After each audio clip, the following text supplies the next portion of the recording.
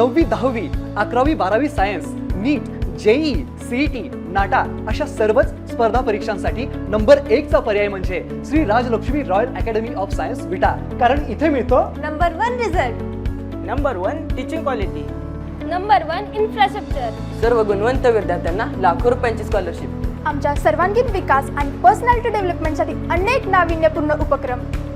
गरजू व अभ्यासू विद्यार्थ्यांसाठी दत्तक योजना. आणि म्हणूनच इथे गुणवत्ता हे संस्कार.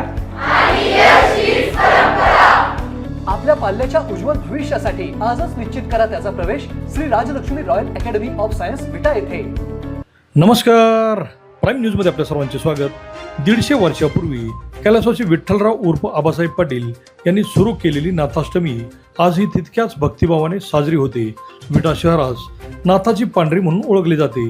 150 वर्षापूर्वी सुरू झालेली नाथाष्टमी नंतर कैलासवासी हनुमंतराव पाटील यांनी तितक्याच ताकदीने चालू ठेवली. पाडव्यानंतर यात्रेची वर्गणी गोळा करणे सुरू होते.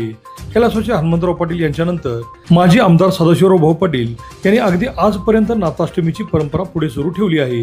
यात्रा कमिटी भर उन्हात यात्रेची वर्गणी गोळा करतात. या यात्रेमधील अजून एक वैशिष्ट्य म्हणजे खिरीचा प्रसाद व अंमलीचे गाडे. आज समस्त विटेकरांनी खिरीच्या प्रसादाचा लाभ घेतला. गावच्या मध्यभागी असलेले नाथ मंदिर हे लाकडी कोरीव कामाने आकर्षक दिसते. आज प्रत्येक विटेकर नाथाच्या पांढरीत राहतोय याची जाण ठेवत सकाळपासून नाथाच्या दर्शनासाठी रांगा लावून दर्शन घेतो व खिरीच्या प्रसादाचा लाभ घेतो. प्रचंड मोठ्या काहिलीत बनवलेली खीर विटेकर आपुलकीने घरी घेऊन जातात. आजच्या दिवशी श्रींचा पोशाख, हत्ती, घोडे, मोरांगी वाद्यासह मिरवणूक असते. सायंकाळी गांधी चौकात धनगरी ओव्यांचा कार्यक्रम होतो.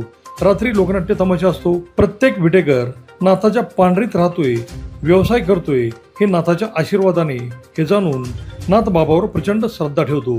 आजच्या दिवशी श्रींचा छबिना व सर्व देवाच्या पालखीची सवाद्य मिरवणूक असते.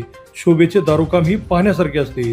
त्यामुळे विट्याची अष्टमी पाहण्यासाठी येणारा पाहुणा ही यात्रा पाहून श्री नाथ बाबाच्या नावानं चांग भलं म्हणत त्याचे आशीर्वाद घेतो. अभिजित शिंदे, प्राईम न्यूज, विटा.